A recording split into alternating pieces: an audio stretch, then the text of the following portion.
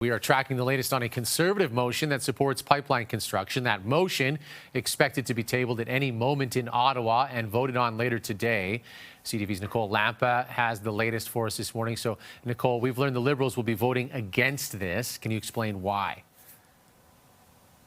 Kent, sources tell CTV that this motion ignores critical elements that were part of the energy agreement that was recently signed between the Liberals and Alberta. However, the Conservatives argue that that agreement doesn't go far enough to support a pipeline.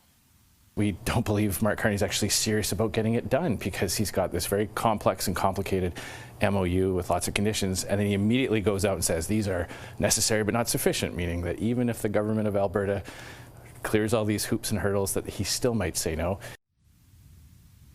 The federal Conservatives plan to put forward the non-binding motion calling for more support for one or more pipelines to export at least 1 million barrels of bitumen a day from Alberta to the BC coast. The motion is intended to mirror the wording of Ottawa's energy agreement with Alberta that was signed late last month. A source tells CTV News the motion also ignores other critical areas of the Memorandum of Understanding, like climate requirements and First Nations co-ownership, and that is why the Liberals plan to vote against it. CTV's political analyst believes the images of Premier Danielle Smith and Prime Minister Mark Carney smiling and shaking hands have made Conservatives, particularly Poilievre, very uncomfortable.